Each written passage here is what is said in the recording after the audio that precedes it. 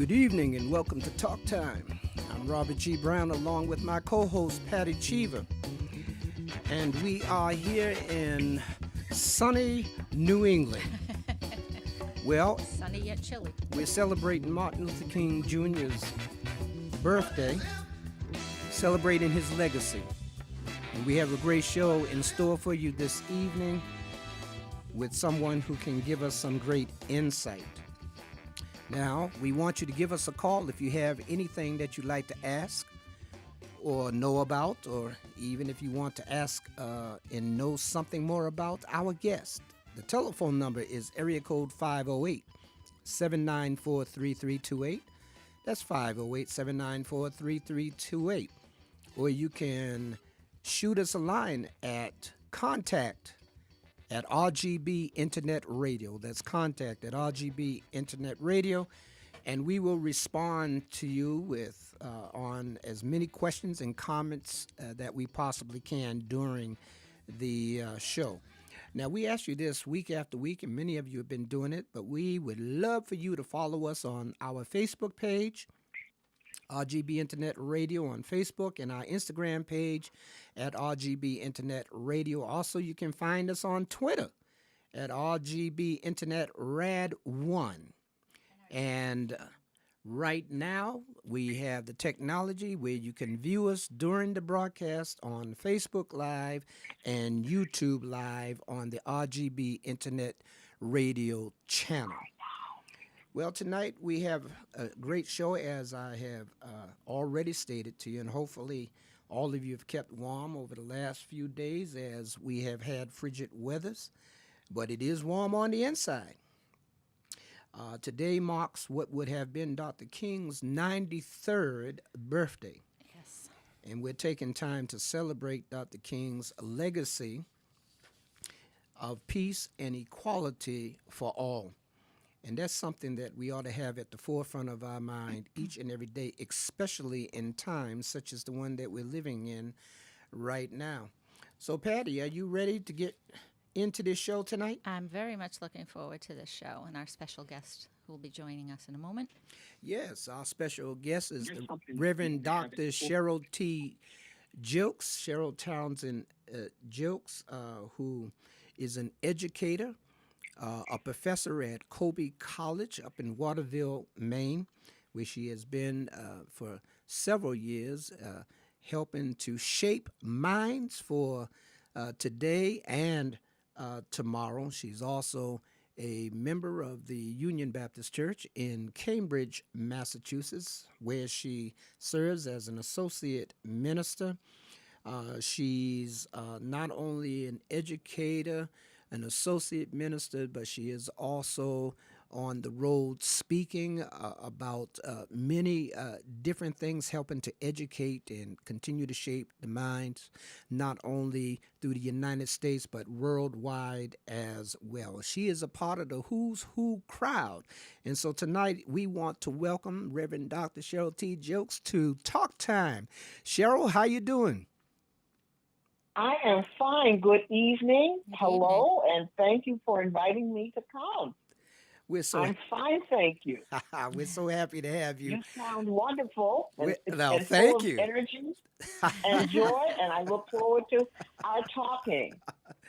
Well, we're going to do just that. We're getting into the program right now, so here we go. As you know, we are celebrating Martin Luther King Jr.'s birthday. He would have been 93 years old if he had lived, but there's so much, and no matter how often we do this, we still don't get everything that King was about during his lifetime, but we know during the latter days of Jim Crow and all those crazy things that were going on, that he was a man who not necessarily wanted to come to the forefront, but walked into his destiny. And so, Dr. Jilks, I'd like for you, if you will, to give us some reflections, some of the thoughts that you have on Dr. King. Well, I always have a lot of thoughts about Dr. King. When you were making the introductions, I heard you talking about the Facebook page that goes with RGB Internet Radio. Right. And so I had the temerity to go to that page and post a link to an article that was just published this morning by Religion News Service called What We Won't Hear on Martin Luther King Day and What We Need to Hear. Awesome. It's an edited version of a reflection I gave for my church, the Union Baptist Church in Cambridge, this past Sunday, because, yes, we are celebrating this wonderful day that makes us think. Not only do we celebrate, but we either serve or think of ways we can serve in sort of response to that wonderful song, a song that he had arranged to have sung at his funeral that says, if I can help somebody as I travel along, then my living will not be in vain. Wow. And I can remember my first encounter with learning about Dr. King in the 5th grade, where we had a 5th grade teacher who left a little booklet at the back of the room for us to read. Dr. King was not on the curriculum at that time. When I say 5th grade, I would have been, about 9 years. I started 5th grade when I was 9 years old, so that would have been maybe 1955. Right. Okay. Yeah. Okay. So King was just becoming famous. And so that was the first encounter. And then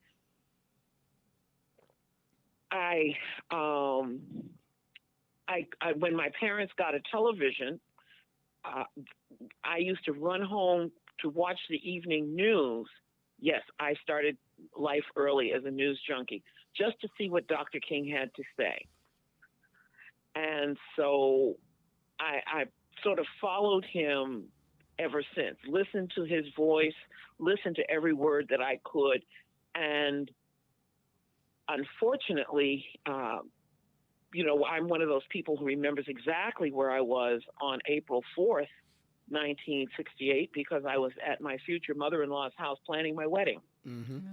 And I got married at what was then the Union Methodist Church, which is now the Union United Methodist Church, which is another part of our story about race and religion in America.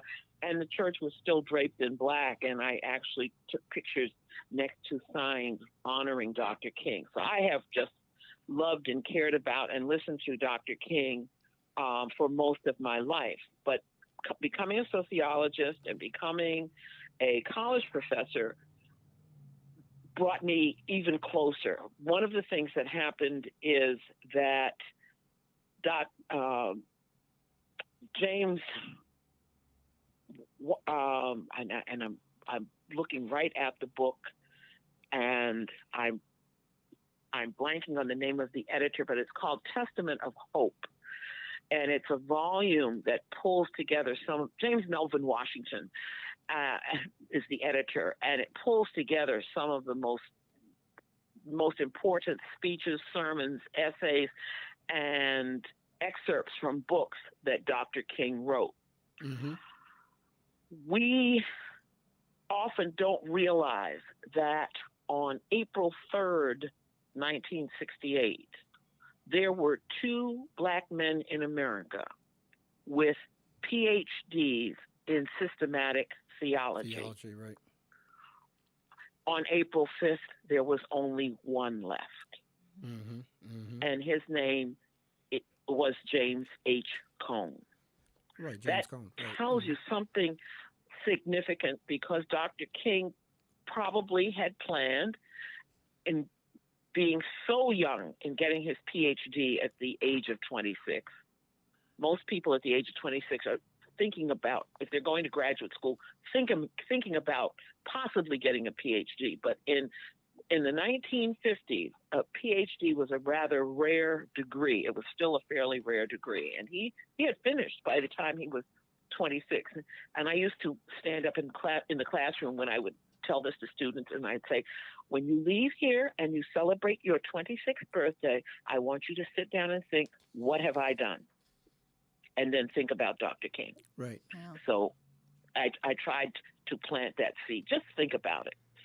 And so we know him from his voice, from the sound bites on the news, from the speeches we may have heard over the television.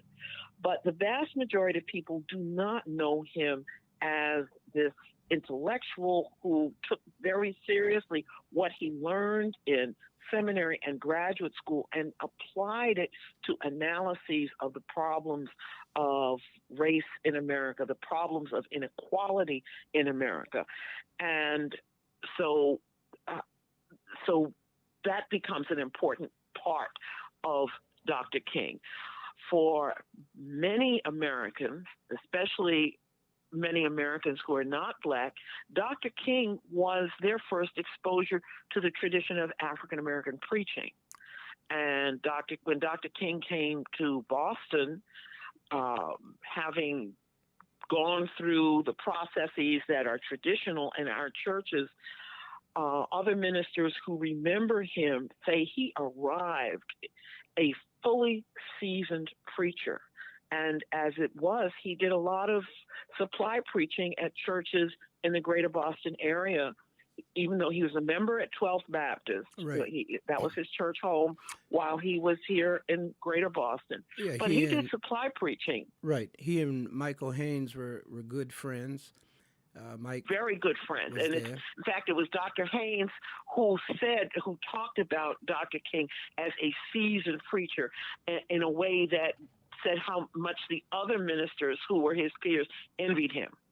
Yes. Because of his high level of skill. Absolutely. And he did supply preaching in the area. He preached his first revival at my church in Cambridge, Union Baptist Church.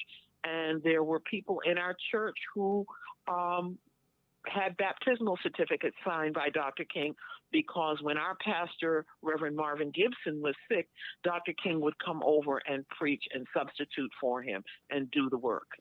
Well, he did a lot. He did a lot of that in the Boston area while he was at Boston University, and I'm honored to say that he stopped outside of the city of Boston to a little place called Everett. He did. Zion Baptist Church in those days. Yeah. He preached out of the pulpit or from the pulpit of Zion. And so we have a distinction of having a distinguished individual, world-renowned, who took time to say a word right here in this city. Mm-hmm. Mm-hmm. Yeah. And he did what we as preachers do. As Reverend Dr. Gardner Taylor told me, preach every chance you get. Mm-hmm. And he did. He did. And the whole nation benefited from his wonderful, wonderful skills. But when I got to Colby, one of the things that happened was I had a wonderful godchild who at about the age of 8 came to me, and she was so proud of herself. She said, I read a 27-chapter book about Dr. King. Mm-hmm. And I really like Dr. King, but I don't like how the book ended because he died. Yeah. And she was rather sad about that. Well, it was coming up on January. It was coming up on the holiday. And I said to her, would you like to go to the breakfast? Because Dr. King's daughter will be speaking at the breakfast. And she was so excited. And we got up very early in the morning and we grabbed our copy of Testament of Hope. What I was hoping was we'd have a chance to speak to Miss King and have her autograph the book. Her mother had already autographed it for me, so I wanted to get her signature as well. Right. And that would give my godchild a chance to meet her. Mm-hmm. And so we had this big book with us at the breakfast, and various speakers got up, and of course they quoted Dr. King. And she, at this early age, was fascinated with finding these quotes on the pages. And sometimes she found them faster than I did. Yeah. And so we finished that, and I bought her a copy of the book. By then it had come out in paperback. And every year she diligently took her book to school and showed it to her teachers, and some of them would borrow the book from her, and they returned it. She still has it. And we started the tradition of going to the Boston Breakfast every year, except one year we missed the Boston Breakfast because you were so gracious to invite me to come and speak in Everett, and I brought her with me, and we had a wonderful time fellowshipping in Everett at the breakfast. But that I digress. One of the things that happened at Colby, I was preparing something one day, and I was using Testament of Hope. I was looking at his last book, Where Do We Go From Here? Chaos or Community. Yeah. And I just felt this deep wave of grief, and I said, oh, I wish he was still alive. And the next day, a student who was a resident director in one of the residence halls came to my office and said, we would like for you to lead a book seminar. You need to choose a book, and we need to have 6 meetings. And immediately I said, Testament of Hope, the essential writings of Dr. Martin Luther King. And so we met diligently for 6 weeks as the students read sections of the book. And at the end of the book, they came to the conclusion, what Dr. King is writing about in this book still applies.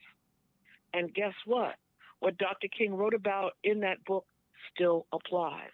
There are so many pieces of analysis about inequality, about poverty, about the promises of democracy that we still have not attained, and that Dr. King's analyses remind us are so important.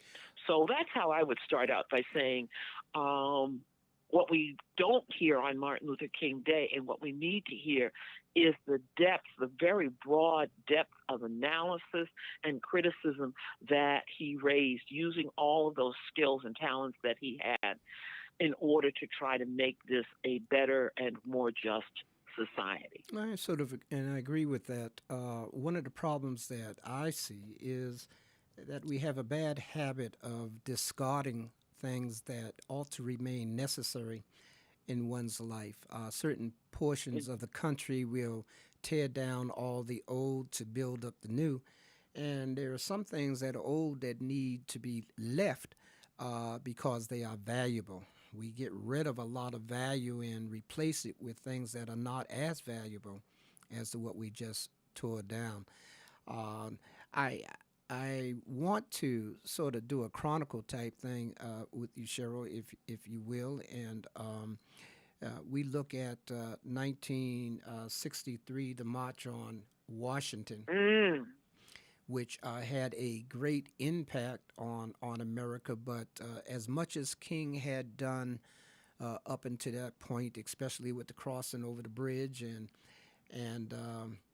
I think this March on Washington was massive. I mean, people from everywhere, riding buses, trains, cars, sleeping in their cars, sleeping in parks, and things of that nature, just to hear what this man, this prophet, so to speak, had to say about relationship of in those days, the Negro to America as a whole. What do you think, looking as to what the meaning of that march was? Where are we today, looking back? Well, looking back, first of all, we keep calling it the March on Washington, but we need to call it by its full name. The March on Washington for Jobs and Freedom. Right. There was an understanding of the importance of understanding economic inequality in America and the need for African Americans at that time, yes, our language was the Negro with a capital N, to be better connected to the economy and not just relegated to the lowest parts of the service sector and those occupations that were often labeled unskilled, although they usually required skill, but they were labeled unskilled, and so that the pay could be lower. The need to desegregate our economy as well as our schools, as well as our political system. So all of that was involved in that march. The people who came together to organize the march, people like A. Philip Randolph, all of those folks, and a number of speakers, although everybody knew Dr. King was going to be the speaker, because even his, the critics and SNCC, I have friends who were in a group called the Student Nonviolent Coordinating Committee, and we usually call it SNCC, talking about the fact that they were somewhat antagonistic to the preachers sort of taking over everything. So they would go when King was speaking, and they would all get together and say, now, we're not going to shout. We're not going to be like those other people, and we're not going to shout. And after he was into his sermon, a few paragraphs, they were shouting louder than anybody else. So there were these issues, but people knew that King was going to be there. But a lot of people spoke, and one year I visited Memphis.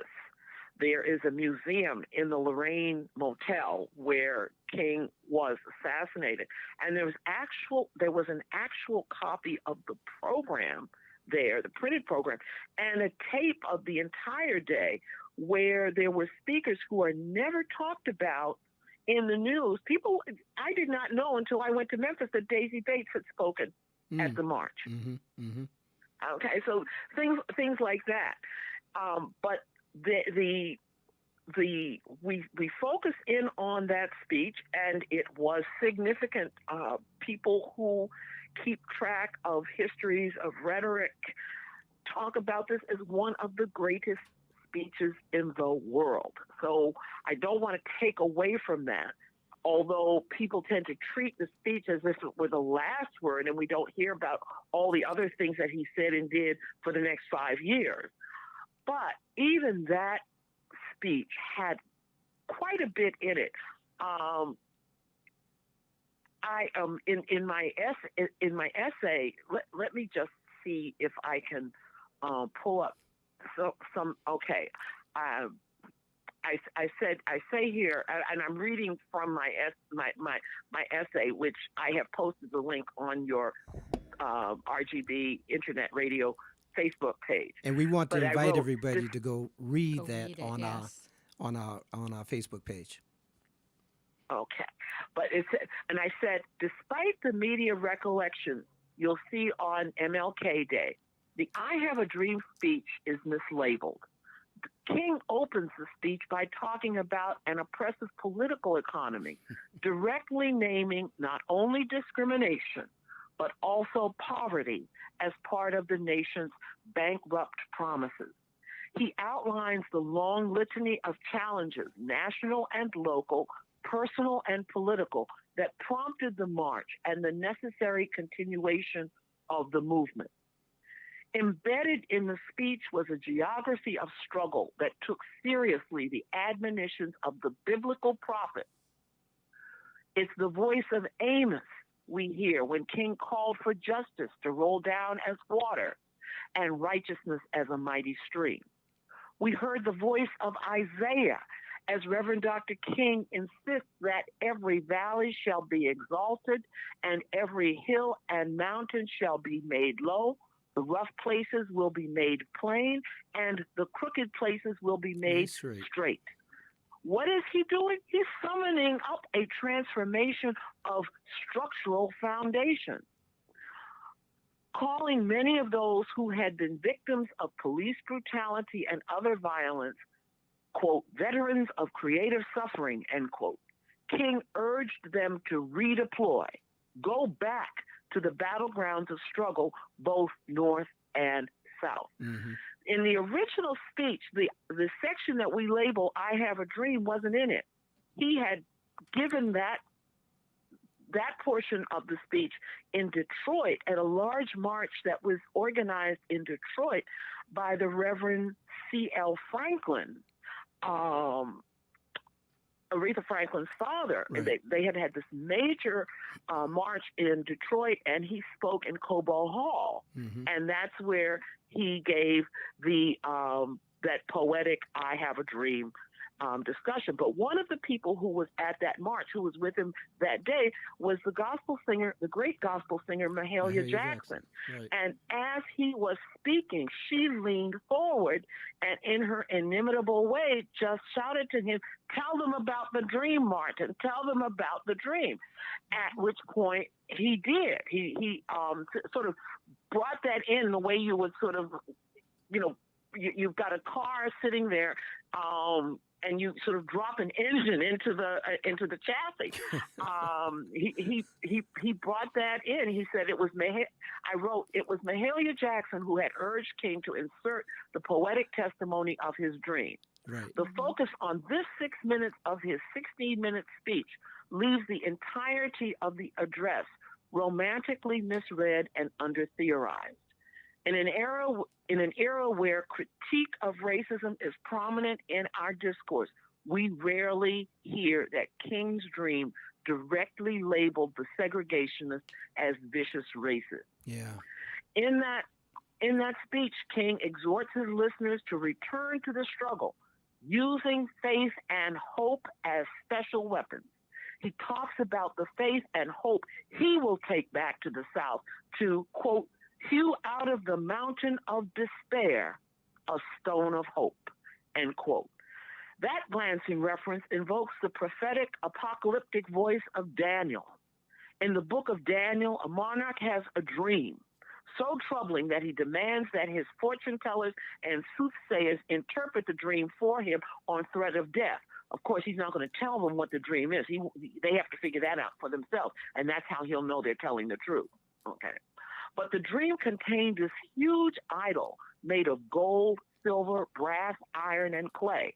Yet this idol is destroyed when a stone that was cut without hands smashes the idol to pieces.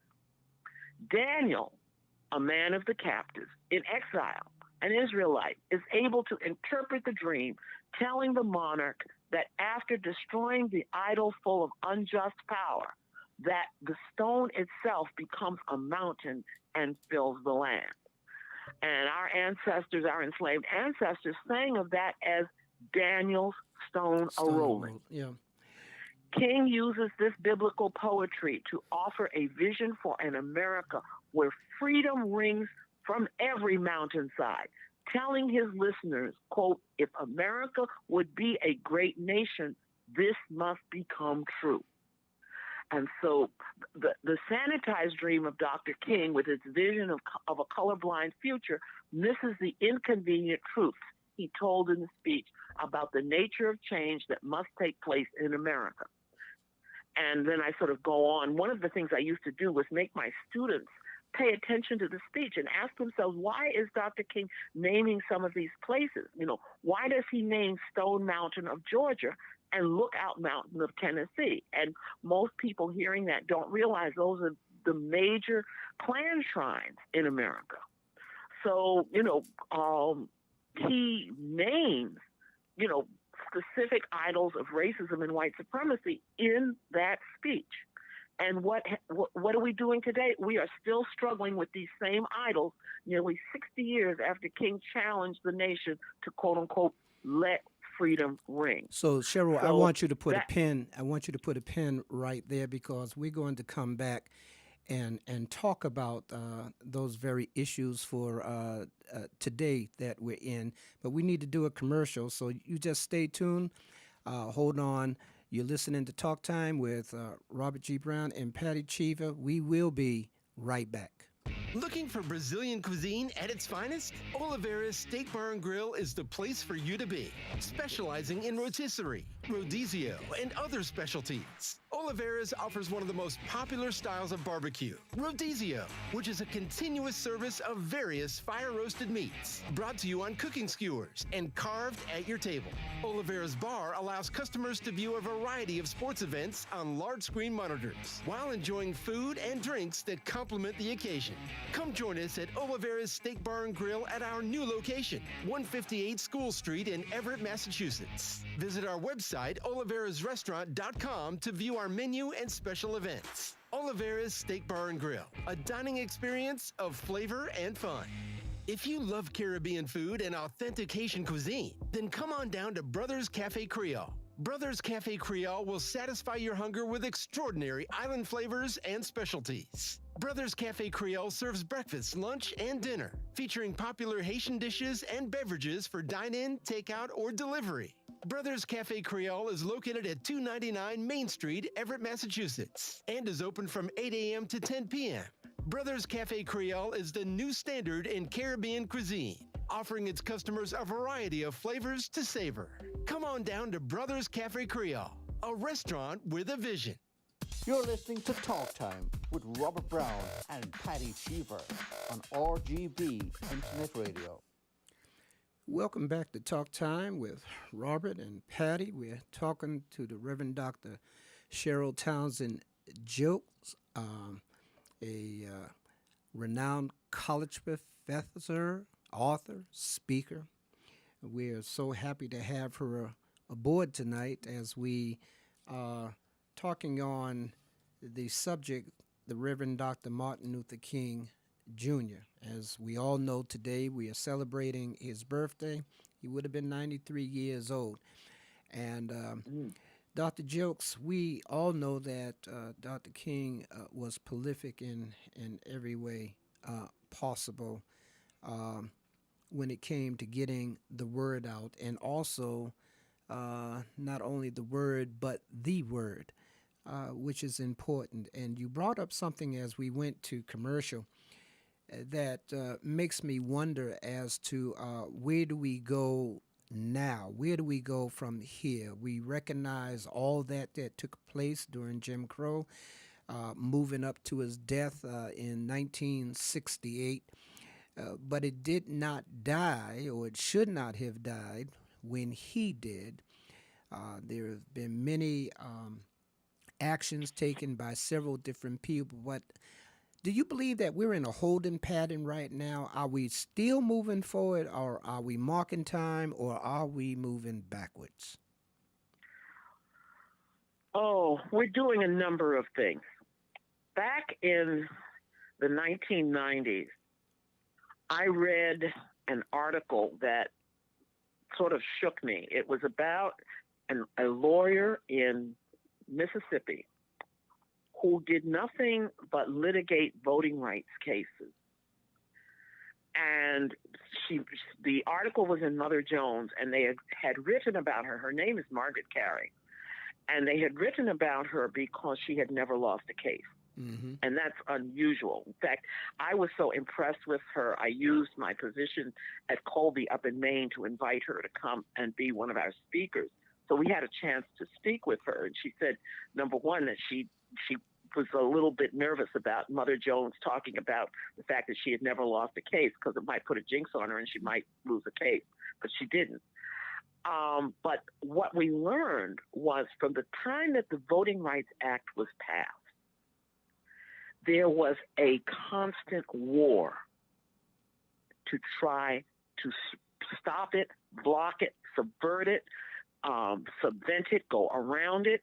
And for the most part, because of the tremendous positive impact that the Voting Rights Act had, by sending the registrars into the South and literally changing the polity of the South, you saw some change that really happened. You saw a tremendous number of African Americans elected to local office, as well as to statewide offices in the South, as well as to Congress. So that's one of the first things that happened. The other thing that happened is something that we don't quite, unless you're a specialist who's teaching or focusing on these things in specialized ways, was that the discovery that some of the tactics that had been used to keep African Americans away from the polls, or if really away from the polls, had been used in parts of Texas against Mexican Americans. Yeah. So they had to come back and revise some of the aspects of the Voting Rights Act in order to include the wrongs that had been done in those areas. And the act had to be renewed, legislatively renewed. And it had gotten to the point where people always noticed that it was renewed. Nobody paid attention to the people who were fighting to keep it from being renewed, to keep it from being effective. And this is one of the things that, in our joy at the successes of the civil rights movement, and they were legitimate joy. One of the people that I have been quoting for years and years and years, a sociologist who wrote a book titled The Impossible Revolution. And he's asking the question as to whether or not the civil rights movement qualifies as a revolution. Because when we think of a revolution, we think of the violent overturning or overthrow of a government. And he said that's not what happened in the United States. The civil rights movement managed to overturn a body of law. Not only are we talking about Brown versus Board of Education, but we're talking about other laws, including Williams versus Mississippi, which made it possible for the states to subvert the 15th, to sidestep the 15th Amendment. All of the local and state laws that had to do with race and color basically got overturned. They didn't get wiped off the books. And what's scary is if there's a Supreme Court decision that undoes some of the gains that we made in the areas of segregation and discrimination, those are possibilities. But for the most part, he points out the civil rights movement overturned a body of law. What we did not pay attention to was the incredibly creative ways in which people resisted, and the ways in which people learned new language in order not to be identified as quote unquote vicious racists, as King had identified the segregationists. The pro-segregationist constituencies never gave it a rest. They just found creative ways. Yeah. They created private schools, and then have been working hard all these years to get various constituencies to argue with them for the importance of getting state-funded scholarships for people who go to private religious schools. Yeah. And you have a tradition of private religious schools that we've grown up with in the North that were not created to segregate or separate. They were created basically because the children of immigrants were being mistreated in the public schools. And so the children of Catholic immigrants go to parochial schools and get a superior education because of avoiding discrimination. And here come these folks in the South with their private, largely Baptist academies, trying to redeploy discrimination, and they connect with and make allyships with these other groups. So you had a very sophisticated approach to resisting segregation that has not been labeled, to resisting integration that has not been labeled resisting integration. So let me ask you a question right there. Why do you believe that people then? Well, I guess we know why then, but people now, with all that we have accomplished through time, why is it that people still do not look look back or look at the individuals who are trying to bring about changes. I know in modern day times we have cities and towns that are doing some of the We have what? cities and towns that are doing some of the very same things that had done to keep segregation the way that segregation was in the South. But today, for whatever reason, the masses, and I'm talking about the people in those cities and towns, do sort of turn their heads and look another way and complain about it, but won't stand up, will not rise up to do anything to rectify what they're about to get into. Okay, one of the things that changed, and I think this is important to realize, the Southern model for segregation was one where you basically you didn't go to the neighborhood school. If you were white, you went to the centrally located, really good school, and if you're black, you walked to the not so centrally located, very bad school.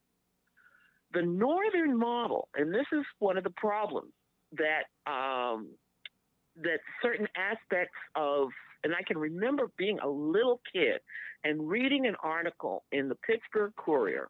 My parents wouldn't buy a television, so when I ran out of library books, I had to read the newspaper. And I can remember, and I tell this story because my parents made me sound the words out before they would tell me what a word was. And I can remember holding this newspaper and asking my mother, "Mommy, what's this word segregation?"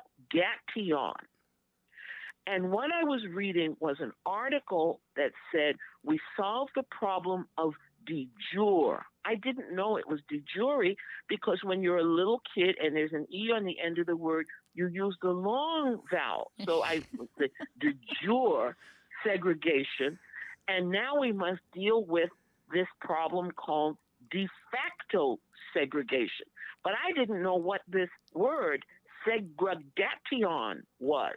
And so my mother, who grew up in Philadelphia, because my grandmother was from the South, and people would ask my grandmother, and they'd say, "Miss Reed, are you from the South?" And she would say, "Yes, and I intend to stay from the South." She was from Savannah, Georgia. Okay, so my mother had never set foot in the South.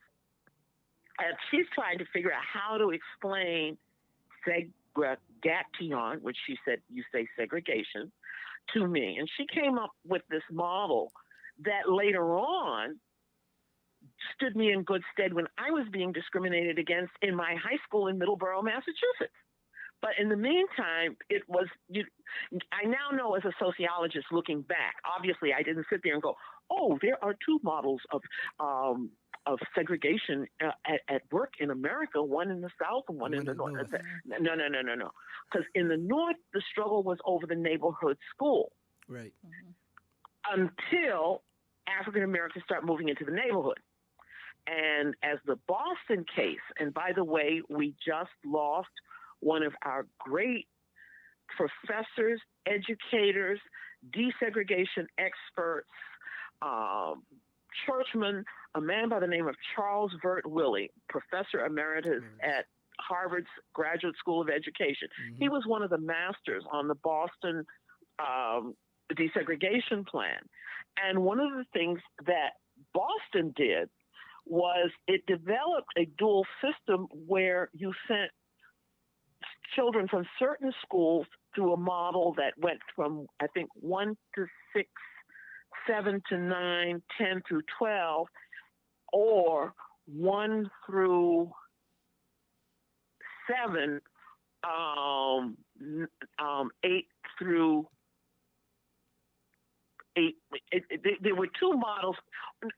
There was one that went elementary, middle, high school. The other went elementary, junior high school. And you could literally drive down Dorchester Avenue and watch children from one side of the street who were white come out of school and walk in one direction, and watch children coming out of another school across the street who are black walk off in another direction. And so they developed two systems using the changing neighborhoods and then restricting the ability of parents to send their children to schools that had empty seats. I mean, I won't relitigate the whole thing, but it was really rather complicated. But what most people don't realize is that when they got into federal court, one of the members of the Boston School Committee sat on the stand and said, yeah, we did it, so what? You know, that was but explaining it and making people understand what was going on. So there was this constant, I think we did not grasp, and as Dr. King had pointed out, you can change the laws, but changing people's hearts is another matter. Right. And people who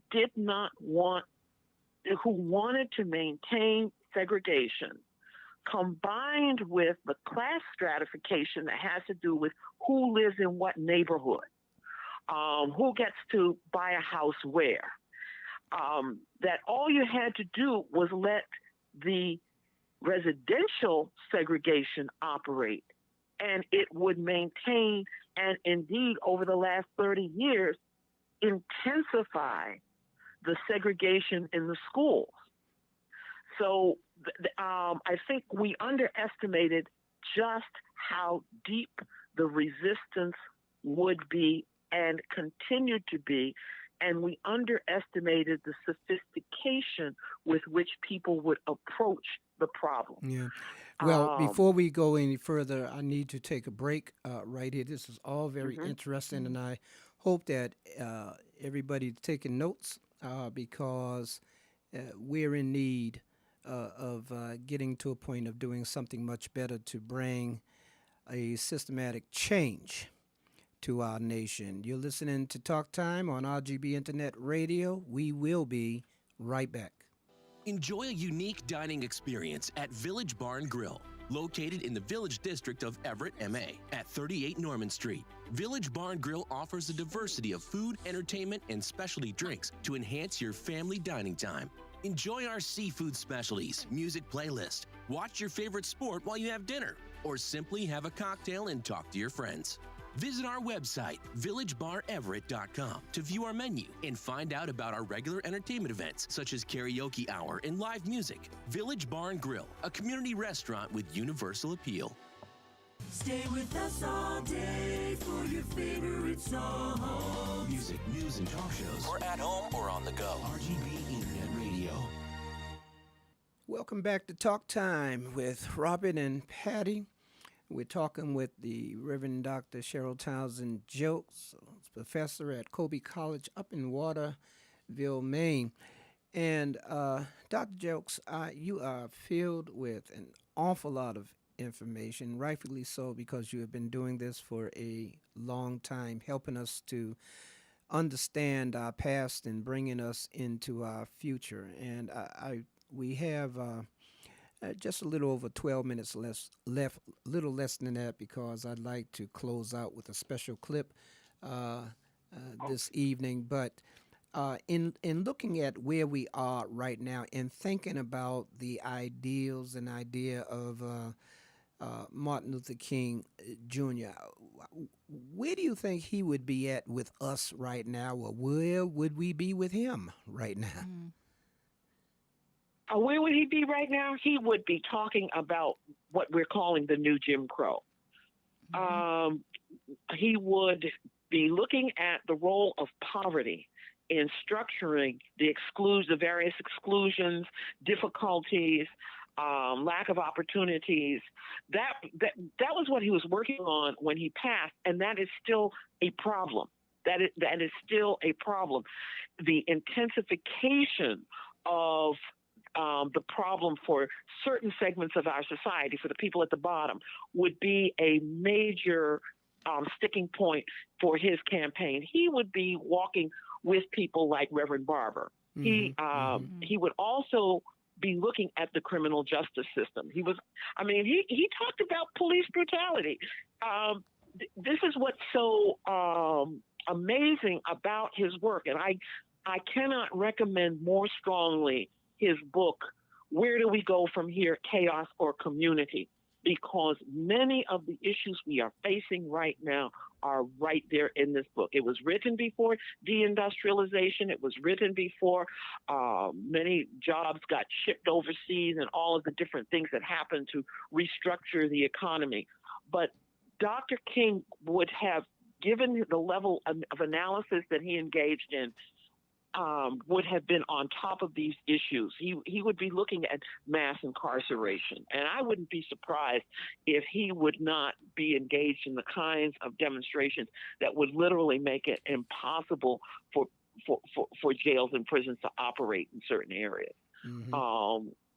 I can just think of a number of ways in which he might be creatively obstreperous to some of this inequality. He would also be building the relationship among different groups. But he was already doing that when he died. The things that we need to do, he was doing. And he was very, very concerned about what he saw when he went to Chicago. One of the shocks for him was the difference between Southern life and Northern urban life. And he was already on top of that as a way of understanding what kind of troubles people were facing after migration. The Great Migration was supposed to be the move to the Promised Land, and the Promised Land turned out not to be so promised, especially for certain people. Right. So he would his statement about cultural erasure is really a very early statement that Black Lives Matter. He doesn't use that phrase, but when he talks about cultural erasure as a form of racism, it becomes a very, and the miseducation of both Black and white people, he's right on target. Right. He's How do you feel about? So we can have a conversation with Dr. King by way of that book, and he would be able to speak across the generational divide. How do you feel about where we are right now as far as leadership and Black leadership in particular at the moment? Because we still, as a community, are looking for our people to do great things. And sometimes I ask the question, are we really looking? Where are we at when it comes to leadership? Great John Lewis died recently, who just was a benchmark in so many ways, and we're seeing folk fall by the wayside. Brother Lewis did something that those of us who are in ministry and very often deal with folks who have been churched all their lives and know that at one point they're going to have to go meet Jesus, and they plan for it. Mm-hmm. Brother Lewis did that in an amazing way. When I watched all of the services that had been planned, the move from Atlanta to Washington, D.C., and from Washington, D.C. back again, he made sure that all of the important organizational points would be referenced in his passing. The press didn't always cover it adequately. For instance, when he had his cortege that came from the airport to go to lie in state in the Capitol, he had mapped out a route that made a stop. You know, in a traditional Southern funeral, you take the person home one more time before you take them to the graveyard. Right. And he had them stop at the National Council of Negro Women. He had them stop at various offices and places. I can't name all the places, but he also made sure that he had all of his services that came with his various organizations, his fraternity, his Prince Hall Mason. I mean, what he was saying to Black people is you must use all of your organizational gifts to continue to make good trouble. And he also made sure that he connected with the Black Lives Matter, the contemporary new groups. Somehow that all got included in all of the things that he did. When he went downtown took that last bit of strength that he had to go and stand and be photographed with Black Lives Matter. He knew what he was doing, and he was leaving us a message to say that every aspect of African American organizational life and progressive organizational life had to keep pushing in the wide variety of ways that they could to make change. So I think naming Congressman Lewis and his challenge to us to continue the good trouble is a very precise naming, because he called the names of the spaces where we need to work in addition to the grassroots and to the full community. His ability to connect with everybody is a reminder that we must be able to connect to everybody. Okay, inside our churches and outside of our churches. And you need multiple leaders for multiple problems.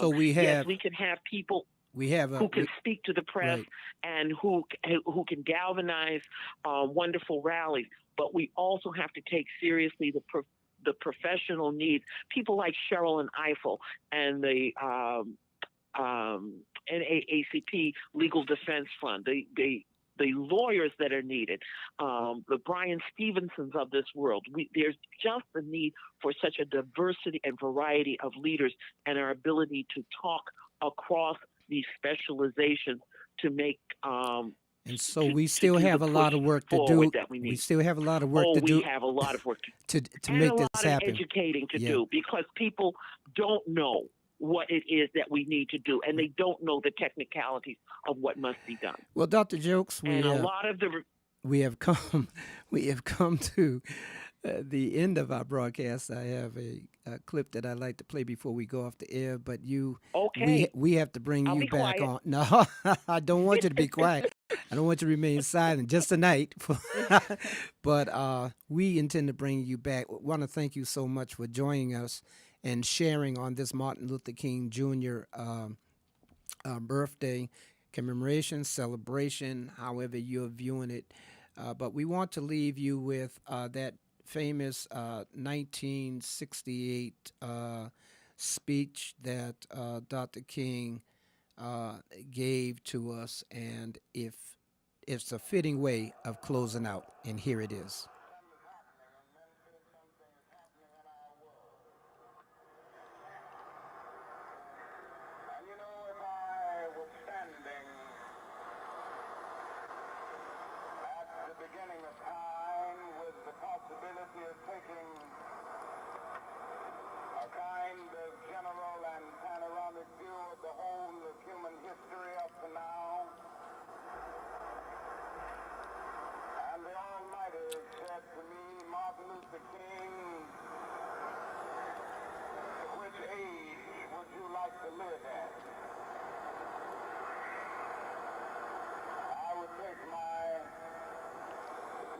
Flight by Egypt. And I would watch God's children in their magnificent trek from the dark dungeons of Egypt across the Red Sea through the wilderness on toward the Promised Land. And in spite of its magnificence, I wouldn't stop there. I would move on by Greece and take my mind to Mount Olympus. And I would see Plato, Aristotle, Socrates, Euripides, and Aristophanes assembled around the Parthenon.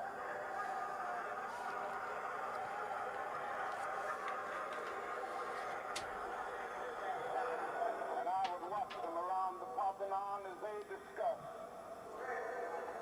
the great and eternal issues of reality, but I wouldn't stop there.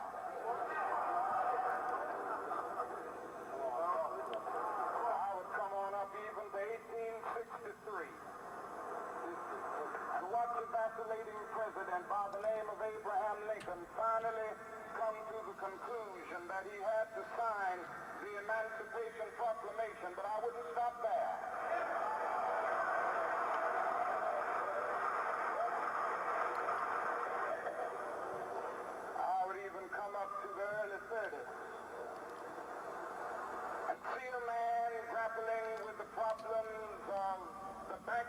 of his nation. And come with an eloquent cry that we have nothing to fear but fear itself. But I wouldn't stop there. Strangely enough, I would turn to the Almighty and say, if you allow me to live just a few years in the second half of the 20th century, I will be happy. We wish all of you blessings tonight. Remember Dr. King, remember what he stood for. You've been listening to Talk Time on RGB Internet Radio with Patty and Robert. God bless Good night. and be safe.